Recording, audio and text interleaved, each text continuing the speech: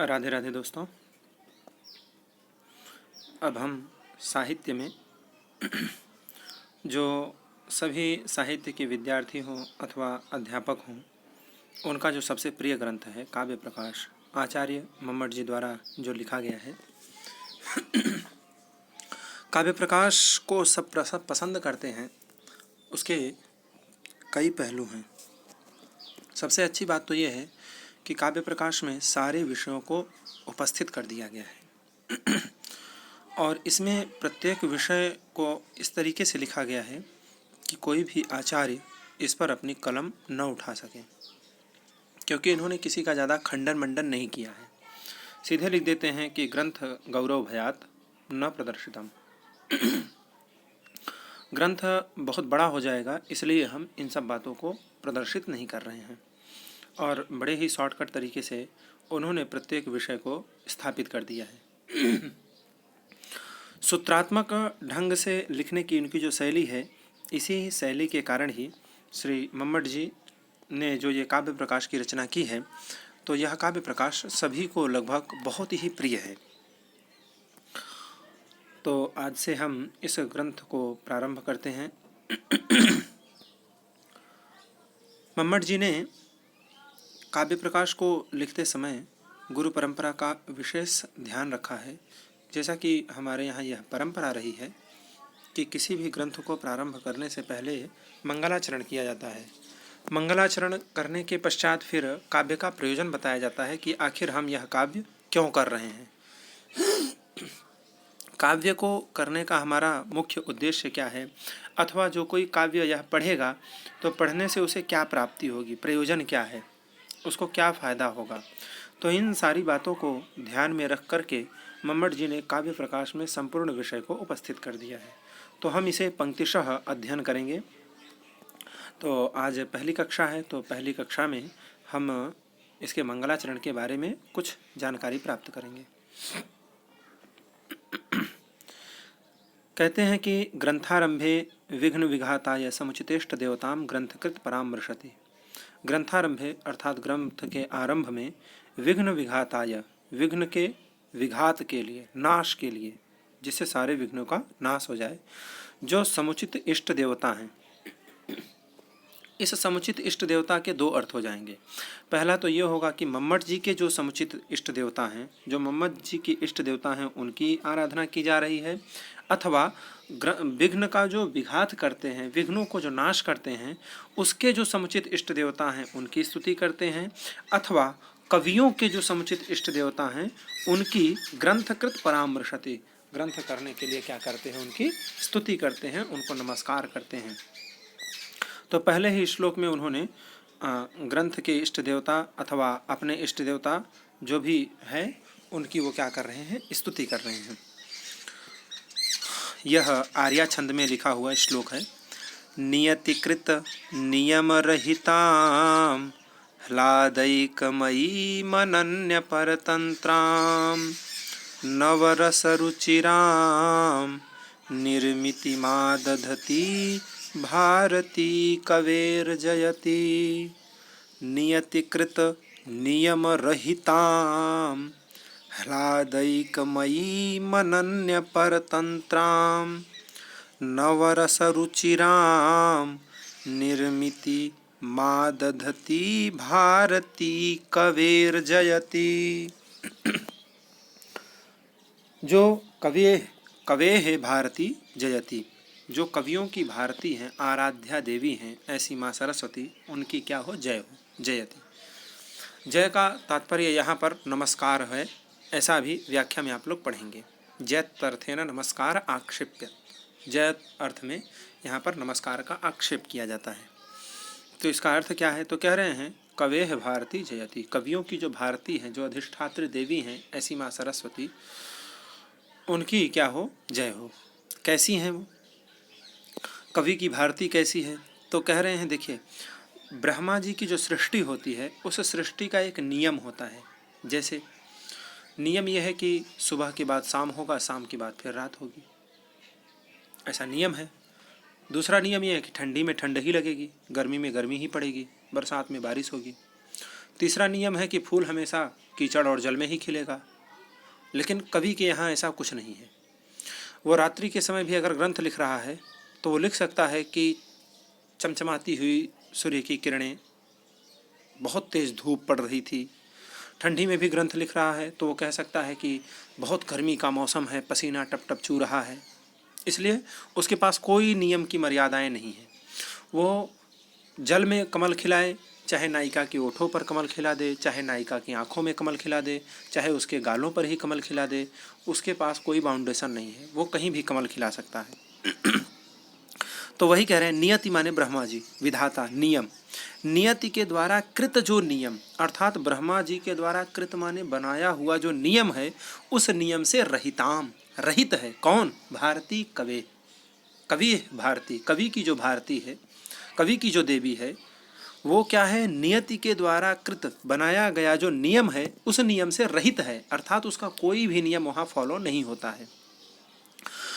अब उन्होंने तो ये नियम बनाया है कि ठंडी में थर थर शरीर कांपना चाहिए, लेकिन अब कभी जब ठंडी में कोई ग्रंथ लिखना प्रारंभ किया तो उसने कह दिया कि बहुत गर्मी का मौसम है, बहुत तेज़ गर्मी पड़ रही है, पसीना चू रहा है, नायक बगल में बैठा है, नायिका उसको भोजन इत्यादि पवा रही है, तो जब उसको पसीना गिरता है तो वो बेना डुला रही है। आय हाय, बताओ ये ठंडी का मौसम है?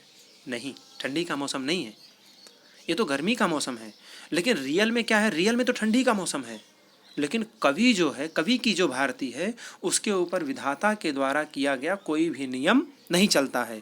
इसलिए वो ठंडी में भी गर्मी का वर्णन कर सकता है, गर्मी में भी ठंडी का वर्णन कर सकता है। अब देखिए, कमल कहाँ खिलता है? वो तो जल में खिलेगा अथवा कीचड़ में खिलेगा। लेकिन नायक क्या कहता है? कहता है तुम्हारे होठ तो क्या करना, गुलाब के फूल जैसे हैं। अब बताओ, गुलाब के फूल उनके होठों पर चले गए। तुम्हारे नेत्र कमल जैसे हैं, बताओ उनके नेत्र पर ही कमल खिल गए। तो कवि की जो भारती है वो किसी भी नियम से बंधी हुई नहीं रहती है। तो नियतिकृत नियम रहिताम। जो ब्रह्मा जी की सृष्टि है वो जरूरी नहीं है कि सबको आह्लाद ही प्रदान करे। कोई सुखी है तो कोई दुखी है, किसी को ठंडी बहुत अच्छा लगता है तो किसी को गर्मी बहुत अच्छी लगती है, किसी को बारिश का मौसम अच्छा लगता है।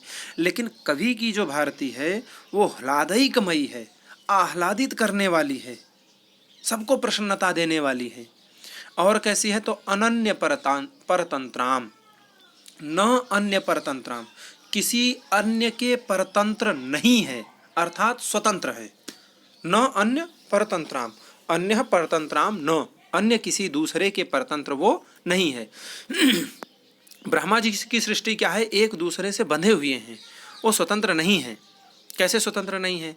तो वहाँ पर स्वतंत्रता इस प्रकार की नहीं है कि जिसका जो कारण है उस कारण से ही कार्य की उत्पत्ति होगी। जैसे घट जो कार्य है वो कपाल से ही उत्पन्न होगा। आप धागे से घड़ा नहीं बना सकते हैं, अथवा आप मिट्टी से कपड़ा नहीं बना सकते हैं। ये क्या है? ये परतंत्रता है, ये परतंत्र हैं। आप किसी नायिका का जब वर्णन करेंगे तो उस नायिका के जो लक्षण दिए गए हैं ग्रंथों में, शास्त्रों में, उस लक्षण से जो युक्त नायिका होगी उसी को ले आएंगे। उसके साथ जो नायक होगा वो भी संपूर्ण लक्षणों से युक्त ही होना चाहिए, यह नियम है। तो जो ब्रह्मा जी की सृष्टि है वो परतंत्र है, लेकिन जो कवि की भारती है वो स्वतंत्र है, पूरी तरीके से स्वतंत्र है। तो इस तरीके से ह्लादैकमयी है, जो कवि की भारती है वो आह्लाद प्रदान करने वाली है, और अनन्य परतंत्राम, न अन्य परतंत्राम, किसी दूसरे के परतंत्र नहीं है, अर्थात स्वतंत्र है। अब ब्रह्मा जी की सृष्टि में क्या है कि 6 रस होते हैं। कौन कौन से? मधुरम ललवण कटु कषाय तिक्त भेदात, ये 6 रस होते हैं। मधुर, अम्ल, लवण, कटु, कषाय और तिक्त। आप पूरे दुनिया के किसी भी पदार्थ को चखेंगे तो वो यही 6 रसों को आपको आस्वादित कराएंगे। इस 6 से बाहर कुछ है ही नहीं। लेकिन अब उसमें होता क्या है? किसी को मीठा अच्छा लगता है तो उसको तीखा नहीं अच्छा लगता, किसी को मीठा तीखा दोनों अच्छा लगता है तो कड़वा कषैला अच्छा नहीं लगता। और कवि की जो भारती है उसमें 9 रस ग्रहण किए गए हैं। आप लोगों को अभी तो पता नहीं होगा, लेकिन जैसे जैसे आप आगे ग्रंथों का अध्ययन करेंगे तो वैसे नॉर्मल तो आप लोगों को पता ही होगा कि श्रृंगार रस है, करुण रस है, हास्य रस है, वीर रस है, विभत्स रस है, अद्भुत रस है, रौद्र रस है। तो ये 9 प्रकार के रस होते हैं। शांत रस है। तो जो ब्रह्मा जी की सृष्टि में 6 रस हैं वो सबको अच्छे नहीं लगते हैं, लेकिन जो कवि की भारती है उसके जो 9 रस हैं वो 9 रस सबको अच्छे लगते हैं। कैसे? देखिए, जैसे आप रामायण देख रहे हैं। अब रामायण में क्या है कि राम जी का जन्म हो गया तो भी आपको रस की अनुभूति होगी। ऐसा तो नहीं लगेगा कि फालतू में जन्म हो गया, नहीं, तब भी आपको रस मिलेगा। अच्छा, जब राम सीता जी पुष्पवाटिका में मिलते हैं, फुलवारी में मिलते हैं, तो वहाँ फुलवाड़ी का जो प्रसंग है उसमें जो प्रेम होता है उन दोनों का, तो वहाँ पर जो श्रृंगार रस की अनुभूति हो रही है उसमें भी आपको आनंद आएगा, खूब आनंद आएगा। उसके बाद जब वहाँ वियोग होता है, माता कैकेयी के द्वारा राम जी को 14 वर्ष का वनवास मांगा जाता है, तो वहाँ पर जो करुण रस की अनुभूति हो रही है, तो यद्यपि आपके आँखों से आंसू गिर रहे हैं, लेकिन फिर भी जब आप उस दृश्य को देखकर उठेंगे तो कहेंगे मज़ा आ गया यार, रुला दिया, लेकिन आनंद खूब आया। ये है कवि की भारती। ब्रह्मा जी की सृष्टि में अगर कोई मर जाए तो उसमें क्या होता है? दुख होता है, और बहुत ज़्यादा दुख होता है, और रियल में दुख होता है, कष्ट होता है, हमारा मन कष्ट का अनुभव करता है। लेकिन अभी आप मूवी देख रहे हो और उसमें कोई मर जाए, कष्ट आपको वहाँ भी होगा, लेकिन आपको आनंद वाला कष्ट होगा। आंसू वहाँ भी आपके निकलेंगे, लेकिन वहाँ आनंद के आंसू निकलेंगे। तो जो ब्रह्मा जी की सृष्टि में 6 रस होते हैं वो सबको रुचिर नहीं है, लेकिन नवरस रुचिराम, यहाँ पर 9 रस होते हैं और वो सारे रस रुचिर हैं। निर्मित माधति भारती कबीर जयती, ऐसे 9 रसों से जो निर्माण किया गया जो कवि की भारती है उसको क्या, उसकी क्या हो? जय हो, जय हो। ऐसी भारती की जय हो। अब हम थोड़ा व्याख्या में भी इसको समझ लेंगे। व्याख्या में दे रहे हैं कि नियति शक्त्या नियत रूपा, नियति की जो शक्ति है वो नियत रूप ही है। कैसी है? तो कह रहे हैं सुख दुख मोह स्वभावा, उसमें सुख भी है, दुख भी है, मोह भी है। और कैसी है? तो कह रहे हैं परमाणुवादुपादान कर्मादि सहकारी कारण परतंत्रा, परमाणु आदि उसके उपादान कारण है। परमाणुवादी उपादान कर्मादि सहकारी कारण परतंत्रा, और उसके कोई न कोई सहकारी कारण होते हैं, इसलिए वह क्या होती है? परतंत्र होती है। लेकिन कवि की जो भारती है वो क्या है? अनन्य परतंत्राम, वो किसी के परतंत्र नहीं है। ब्रह्मा जी की सृष्टि में षड्रसा, इसमें हाँ ठीक है, षड्रसा 6 रस हैं। न च हृदयतई, लेकिन सारे का हृदयंगम नहीं होता है, सभी अच्छे नहीं लगते हैं। लेकिन 9 रस रुचिराम, हमारे यहाँ तो 9 रस हैं, और वो 9 रस कैसे हैं? तो रुचिर हैं। तादृशी, उस प्रकार की जो निर्मिति माने ब्रह्मा जी की निर्माण है वो सबको रुचिर नहीं है। एतद विलक्षणा तो कविवांग निर्मिति ही, इससे क्या है? विलक्षण ही कविवांग की निर्मिति है, कवि भारती की निर्मिति है। कवियों की जो भारती है उसका जो निर्माण है उस वो क्या है? इससे विलक्षण है, अर्थात उसमें 9 रस हैं, वो किसी के परतंत्र नहीं है, बिल्कुल स्वतंत्र है। तो इत्यादि क्या है? उसमें विलक्षणता है। अतएव जयति, इसलिए क्या हो? कवि की जो भारती है उसकी जय हो। जयत्यर्थेन च नमस्कार आक्षिप्यत, यहाँ पर आक्षिप्यते है, लोपः शाकल्य से लोप हो गया है और पूर्वोत्तर सिद्धम के कारण यहाँ पर गुण नहीं हुआ है। तो जत्यर्थेन च नमस्कार आक्षेप्यत, जत अर्थ जो यहाँ पर लिया गया है वहाँ से नमस्कार का आक्षेप किया गया है। इति ताम प्रत्यस्मि प्रणत इति लभ्यते, इस प्रकार से क्या यहाँ पर नमस्कारात्मक मंगलाचरण किया गया है और कवि की जो भारती है उसको नमस्कार किया गया है। अब कह रहे हैं यह विधेयम सब प्रयोजन मित्याह, मंगलाचरण करने के पश्चात यह अभिधेयम, इतना बताने के बाद, इसका अभिधान करने के पश्चात सब प्रयोजन मित्याह, अब प्रयोजन बता रहे हैं। क्योंकि बिना किसी प्रयोजन के मंद से मंद व्यक्ति भी किसी कार्य में प्रवृत्त नहीं होता है। तो आखिर हम काव्य प्रकाश को पढ़ें, हम साहित्य को पढ़ें, तो इसमें कोई प्रयोजन होना चाहिए, हमारा कोई प्रयोजन की सिद्धि हो तब तो हम इसको पढ़ें। तो वही प्रयोजन बता रहे हैं। कह रहे हैं काव्यम यशसेर्थ कृते व्यवहार विदे शिवेतरक्षतये सद्यः परिनिर्वृतये कांता संमिततयोपदेशयुजे। संभवतः आप लोगों को स्पष्ट दिख रहा होगा क्योंकि ये थोड़ा प्राचीन PDF है तो इसमें थोड़े कटे कटे हैं। फिर भी आप लोगों को अगर कहीं शंका हो तो आप लोग हमारे जो उच्चारण हम कर रहे हैं उससे आप लोग समझ जाइएगा। काव्यम किस किस कार्य के लिए है, तो यश से, यश के लिए है। अर्थ कृते, अर्थ के लिए है। यश माने यश कीर्ति, अर्थ कृते माने धन दौलत। व्यवहार विदे, व्यवहार का ज्ञान, किसके साथ कैसा व्यवहार करना चाहिए। शिवेतरक्षतये, शिव माने मन होता है मंगल, और शिव से इतर अर्थात अमंगल, अमंगल के क्षतये, अमंगल का क्षय करने के लिए। और सद्यः परिनिर्वृतये, सद्यः माने तुरंत ही, जो परिनिर्वृत्ति का प्रदान कर दे, अर्थात निर्वाण प्रदान कर दे, मुक्ति प्रदान कर दे। तो बोले ये मुक्ति कैसे प्रदान करती है, तो कह रहे हैं कांता संमिततयोपदेश युजे। हमारे यहाँ उपदेश 3 प्रकार के होते हैं, एक प्रभु सम्मित, एक सुहृद सम्मित और एक कांता सम्मित। आगे हम व्याख्या में विस्तार से उसको समझ लेंगे। तो काव्य के कितने प्रयोजन हैं, तो देखिए यश से, यश के लिए। अर्थ कृते 2 हो गया। व्यवहार विदे 3 हो गया। शिवेतरक्षतये 4 हो गया। और सद्यः परिनिर्वृतये 5 प्रकार के प्रयोजन हो गए। अब देखिए काव्य से हमको यश की प्राप्ति होती है, यश कीर्ति मान बड़ाई काव्य से प्राप्त हो जाता है। साधारण सी बात है, आप अगर अच्छे अच्छे ग्रंथों की रचना करने लगेंगे, आप अच्छे विद्वान के रूप में प्रतिष्ठित हो जाएंगे, तो आपकी यश कीर्ति तो होगी ही होगी। दूसरा है अर्थकृत, पैसा भी आएगा, पैसा तो आता ही आता है। तीसरा है व्यवहार विदे, हम जब जानेंगे कि राम जी का चरित्र कैसा था और रावण का चरित्र कैसा था, तो हमको शास्त्र क्या है, व्यवहार का ज्ञान कराता है कि रामादिवत प्रवर्तितव्यम न रावणादिवत, राम आदि की तरह प्रवर्तित होना चाहिए, किसी कार्य को करना चाहिए, रावण इत्यादि की तरह कार्य को नहीं करना चाहिए। तो इससे हमको क्या होता है, व्यवहार का ज्ञान होता है। तीसरा है शिवेतरक्षतये, शिव अर्थात कल्याण मंगल, उससे जो इतर है अशिव अमंगल, उसका क्षय कराने वाला होता है। आप लोग ने सुना ही होगा कि अगर ऐसी समस्या आ गई है तो इसका पाठ कर लीजिए, ऐसी समस्या आ गई है तो इसका पाठ कर लीजिए, ठीक हो जाता है। जैसे धन की कमी है तो आप कनकधारा स्तोत्र का पाठ कर लीजिए अथवा श्री सूक्त का पाठ कर लीजिए, आपके यहाँ धन की आपूर्ति हो जाएगी। अगर किसी को चोट लग गई है अथवा कोई समस्या हो गई है तो उसके लिए राम रक्षा स्तोत्र का पाठ कर लीजिए, इत्यादि का जो पाठ करते हैं उसके पाठ करने से क्या होता है, सब ठीक हो जाता है। तो वो क्या है, शास्त्र है, काव्य है। तो उससे क्या होता है, जो अमंगल है अमंगल का भी क्षय हो जाता है, नाश हो जाता है। और अगर ये तो सूक्ष्म दृष्टि हो गई, स्थूल दृष्टि अगर लेंगे तो सबसे बड़ा अमंगल क्या होता है कि आदमी के पास धन की कमी रहती है।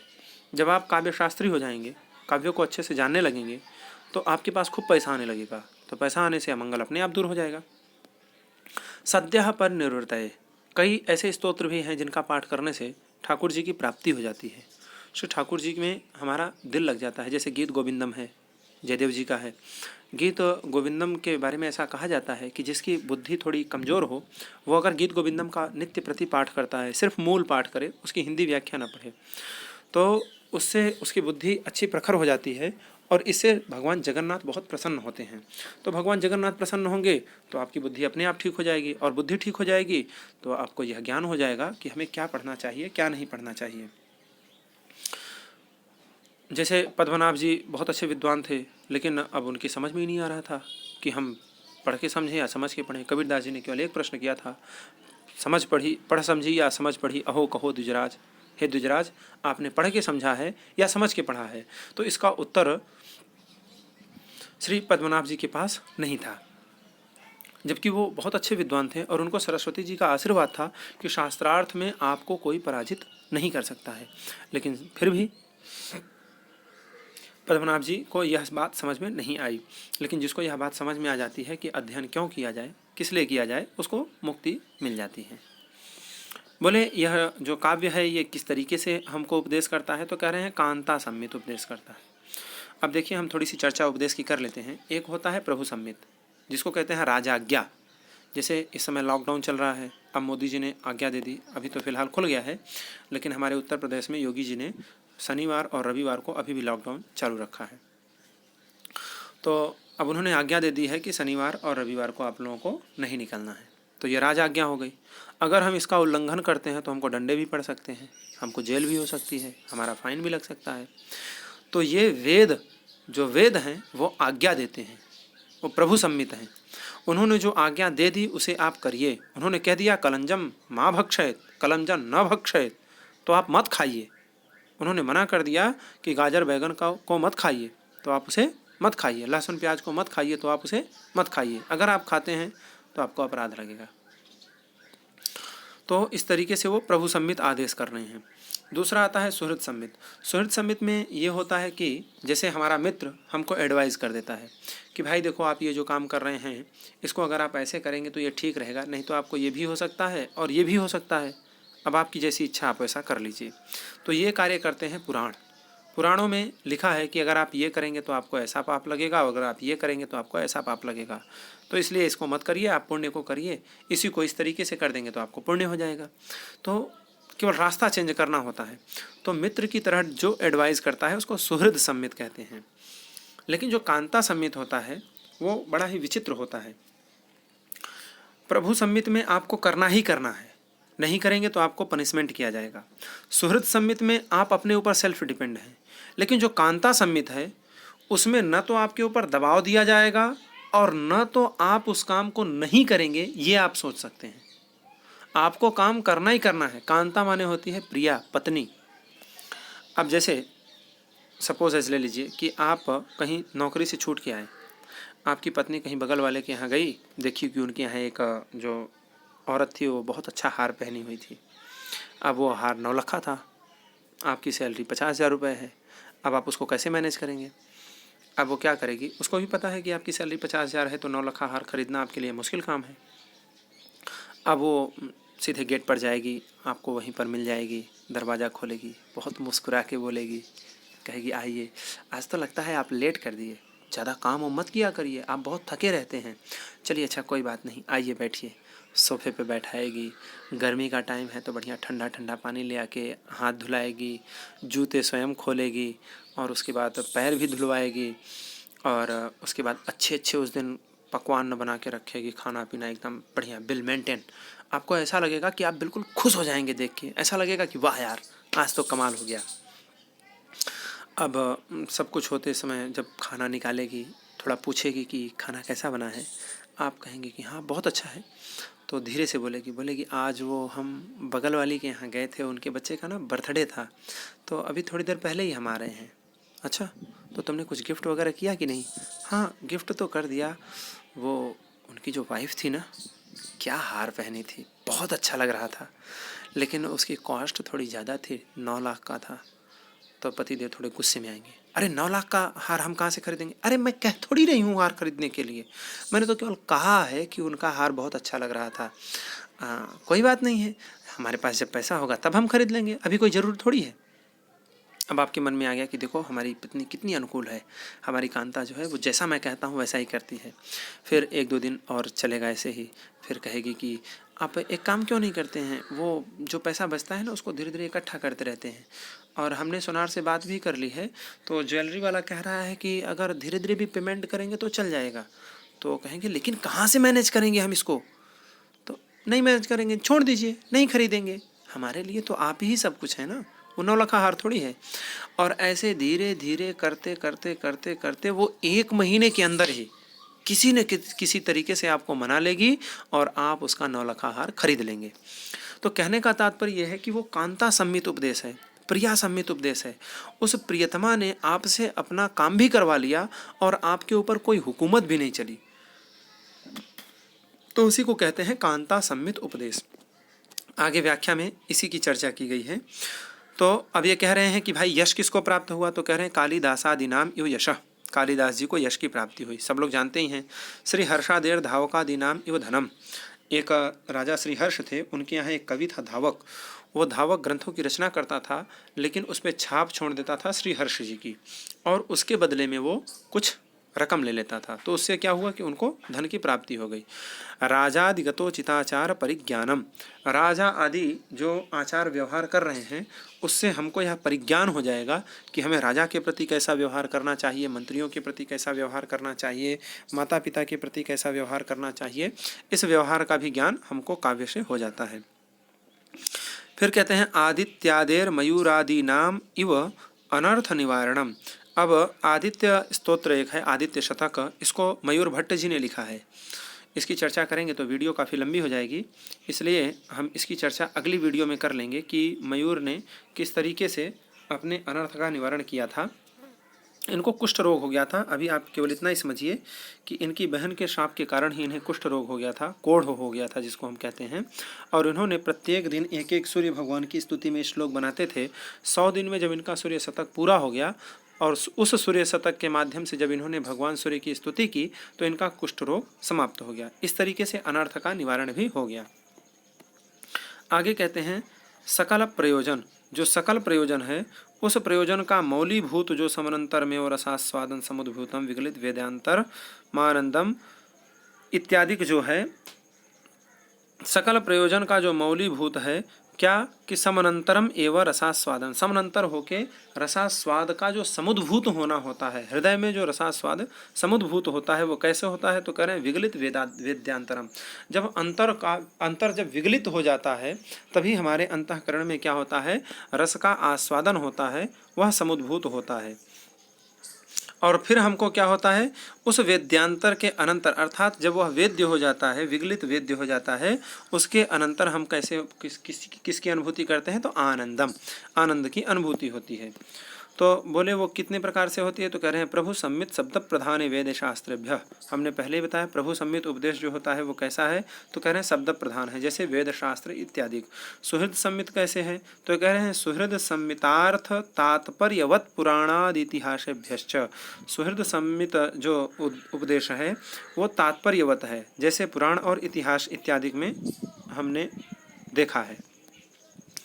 शब्दार्थयो गुणभावेन, जहाँ पर शब्द अर्थ शब्दार्थयो दोनों के गुण का अभाव, गुणाभावेन दोनों के भाव जो गुण हैं उन गुण के भावों के द्वारा रसांग भूत व्यापार प्रवणतया विलक्षणम यत काव्यम, रस का अंगभूत जो व्यापार, उस व्यापार की जो प्रवणता, उस प्रवणता के द्वारा जो विलक्षण काव्य है, यत काव्यम जो काव्य है वो लोकोत्तर वर्णना निपुणम, वो लोक नहीं लोकोत्तर है। देखिए लोक और लोकोत्तर में एक अंतर होता है। राम सीता जब इस लोक में चरित्र कर रहे थे तो उसे लौकिक कहा जाएगा, और जब वह काव्य वर्णित हो गया तो वो लोकोत्तर हो जाएगा। वही बात कह रहे हैं यत काव्यम लोकोत्तर वर्णना निपुणम, लोकोत्तर जो काव्य है उसमें वर्णन करने में जो निपुण कवि, उन कवियों का जो कर्म है वो कर्म कैसा है तो कह रहे हैं तत् वह कर्म कांतेव, कांता के तरह ही, सरस तापादनेनाभिमुखीकृत्य, सरस माने बहुत ही रस से भर करके जो ताप हैं उन ताप को अभिमुखीकृत्य, उसको समन करके अभिमुख अपने तरफ मोड़ लेना कि हाँ जो हम कह रहे हैं उसी बात को आप मानिए। जैसा कि हमने बताया कि उस प्रियतमा ने अपने पति से अपना काम बना लिया। तो वो सिखाते क्या है हमको तो कहते हैं रामादिवत वर्तितव्यम न रावणादिवत, राम आदि की तरह प्रवर्तन होना चाहिए, राम आदि की तरह आचरण करना चाहिए, न रावणादिवत रावणादियों की तरह नहीं। इत्युपदेशंच इत्यादि जो उपदेश हैं यथा योग्यम कवे है, यथा योग्य जो कवि हैं वो सहृदयस्य जो सहृदय लोग हैं उनके हृदय में च करोति करना चाहते हैं, ऐसा सर्वथा तत्र यतनीयम वो हमेशा यत्न करते रहते हैं। यह हमारा मंगलाचरण और मंगलाचरण के साथ प्रयोजन का जो पाठ था वो पूरा हुआ। अब जो कारण है उस कारण को हम बाद में करेंगे। आज की कक्षा में बस इतना ही। राधे राधे।